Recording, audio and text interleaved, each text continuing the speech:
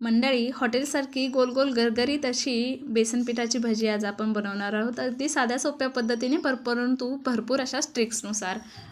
व्हिडिओला सुरुवात करूया. इथे मी एक पातेलं घेतलेलं आहे छोटंसं.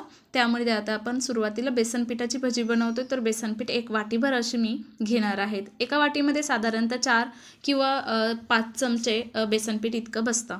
तर आपण बेसन पीठ काढून घेऊया. त्यानंतर आपल्याला बाकीचंही साहित्य करायचं आहे. बऱ्याच वेळा काय होतं, बेसन पीठ आपण जे मिक्स करतो त्यावेळी आपली काहीतरी मेथड चुकते व त्यानंतर भजीमध्ये एकतर खूप जास्त तेल राहतं किंवा भजी म्हणावी अशी फुलत नाही किंवा कुरकुरीत होत नाही. त्यामुळे ही परफेक्ट रेसिपी आज तुम्ही बघणार आहात मैत्रिणींनो, ज्यानुसार तुम्ही भजी अगदी आरामात व अगदी पटकन चालू जरी बनवली तरीही तुमची भजी मऊ आणि मस्त फुललेली व अगदी चविष्ट अशी बनणार आहेत. इथे मी एक वाटीभर बेसन पीठ काढून घेतलं आहे. त्यामध्ये साधारणतः पाव चमचा लाल तिखट, पाव चमचा धने पावडर, त्यानंतर चिमूटभर अशी हळद घालून घेणार आहोत. चवीनुसार आपण थोडंसं मीठ घालून घेणार आहोत व अगदी चिमूटभर आपल्याला खाण्याचा सोडा देखील यामध्ये टाकून घ्यायचा आहे.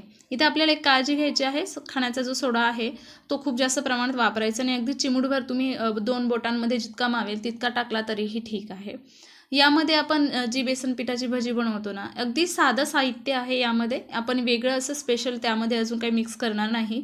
हातावर चोळून थोडासा ओवा टाकणार आहोत, ज्याने आपली भजी जी आहे ती मस्त चविष्ट लागणार आहे. खूप सुंदर असा त्याचा वास येणार आहे.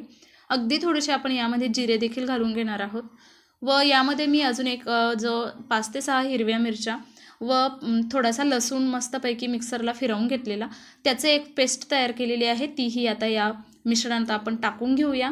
व आता आपण कांद्याची व पालकची भजी बनवतो, तर साधारण एक कांदा मी बारीक कापून घेतला आहे, थोडीशी कोथिंबीर बारीक कापून घेतली आहे व अगदी एक वाटीभर अशी पालक मस्तपैकी धुवून मस्त बारीक कापून घेतलेली आहे. हे सर्व आता साहित्य आपण टाकून घेऊया या बेसन पिठाच्या मिश्रणामध्ये. व आता हे जे पीठ आहे कोरडंच आपल्याला सुरुवातीला हाताने छान मस्त असं मिक्स करून घ्यायचं आहे, जेणेकरून काय होईल, ज्यात आपण टाकलेले मसाले किंवा हिरवी मिरची व लसणाची जी पेस्ट आहे ती सगळ्या बाजूने मस्त बेसन पीठ व भाजी किंवा कांदा आपण जो टाकलेला आहे याला मस्त लागणार आहे. व त्यानंतरच आपल्याला आवश्यकतेनुसार अगदी आपण थोडंसं पाणी यामध्ये टाकून याचं मस्त आपण एक मिश्रण तयार करून घेणार आहोत. इथेच आपल्याला काळजी घ्यायची आहे, आपल्याला बेसन पिठाचं जे मिश्रण आहे सुरुवातीला ते कोरडं मिक्स करून घ्यायचं व त्यानंतर आपल्याला हवं असेल तितकंच आपण पाणी त्यामध्ये थोडंसं पाणी वापरून त्याचं एक मस्त पातळ असं मिश्रण तयार करून घेणार आहोत. परंतु खूप जास्त पातळ आपल्याला अजिबात इथे मिश्रण करायचं नाही, कारण जर भजी जर तुम्हाला मस्त कुरकुरीत व फुललेली जर हवी असेल तर त्याला एकदम मध्यम असं जसं आपण इडलीला बॅटर बनवतो त्यापेक्षा थोडंसं घट्ट असं मिश्रण आपल्याला ह्या भजीसाठी लागणार आहेत. आपण जर खूप जास्त पातळ इथे तुमच्याकडनं चुकून जरी पाण्याचं प्रमाण जर जास्त झालं तर भजी खूप जास्त तेल धरतात, खूप तेलकट होतात, भजी खाऊ वाटत नाही. त्यामुळे ही गोष्ट लक्षात ठेवा. मी चमच्याने देखील पीठ मिक्स करते, परंतु हाताने एक वेगळी चव आपल्या पदार्थामध्ये उतरत असते, त्यामुळे मी हातानेच इथे बेसन पीठ मिक्स करत आहे. मस्तपैकी आपल्याला तुम्ही बघू शकता, इतकं तुम्हाला वाटत असेल किंवा दिसत असेल तुम्हाला किती घट्ट किंवा किती पातळ आपल्याला हे मिश्रण ठेवायचं आहे. जर तुम्हाला वाटलं की बेसन पिठामध्ये आपल्याकडनं जास्त चुकून पाणी पडलेलं आहे, त्या क्षणाला तुम्ही 2 चमचे त्यामध्ये तांदळाचं पीठ मिक्स करू शकता किंवा 2 चमचे तुम्ही कॉर्नफ्लॉवर मिक्स करू शकता. अगदीच जर तुमच्याकडे हे दोन्ही पीठ नसेल तर 2 चमचे बेसन पीठ घेऊन टाका. मस्तपैकी मिश्रण तुम्हाला छान मिक्स करून घ्यायचं आहे. इथे मला तुम्ही बघू शकता मिश्रण मला थोडंसं पातळ वाटलेलं, मी इथे यामध्ये 2 चमचे बेसन पीठ पुन्हा मिक्स करणार आहे व मिश्रण छान मस्त मिक्स करून घेणार आहे. हेच आपल्याला ट्रिक इथे वापरायची आहे, वेगळं काही नाही. फक्त लक्षात ठेवायचं आहे की मिश्रण आपल्याला खूप जास्त पातळ अजिबात करायचं नाही.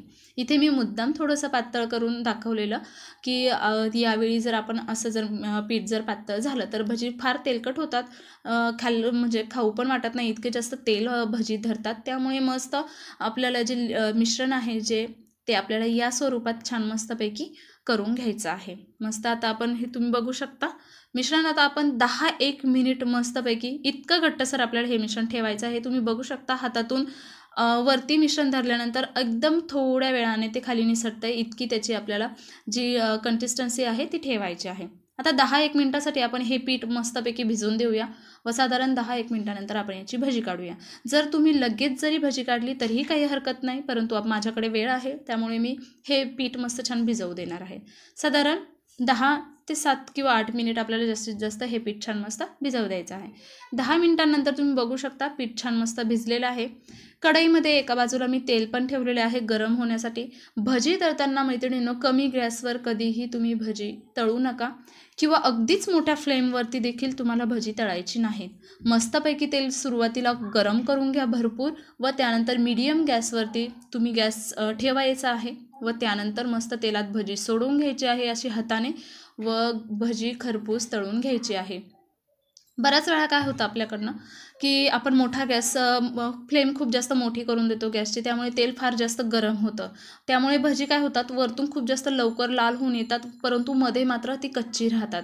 त्याचमुळे काय करायचं आहे मैत्रिणींनो, तेल सुरुवातीला गरम करून घ्या व नंतर मीडियम फ्लेमवरती गॅस चालू करून त्यानंतर तुम्ही भजी मस्त खरपूस अशी तळून घ्यायची आहे. त्याने काय होईल आतपर्यंत भजी जे मिश्रण आहे ते छान तळलं जाईल व भजी कच्ची राहणार नाही व आपल्या भजींची जी टेस्ट आहे ती एकतर पिठावरती किंवा तळण्यावर डिपेंड असते.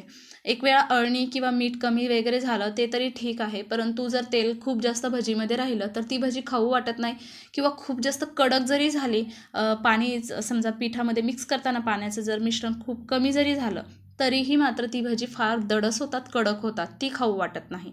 इथे मी पहिला घाणा तुम्ही बघू शकता काढून घेतला व पुरणाची चाळण मस्त ठेवून घेतली आहे. खाली एक डब्बा किंवा ताट ठेवू शकता तुम्ही, जेणेकरून जर एखादा थेंब जर तेलाचा भजीमध्ये राहिला असेल तर तो खाली निंथळून जाईल, भजी तेलकट राहणार नाही. याच पद्धतीने मी सारी बॅचेस आता तुम्ही बघू शकता भरपूर 3-4 घाणे मी आता इथे भजीची मस्त करून घेणार आहेत.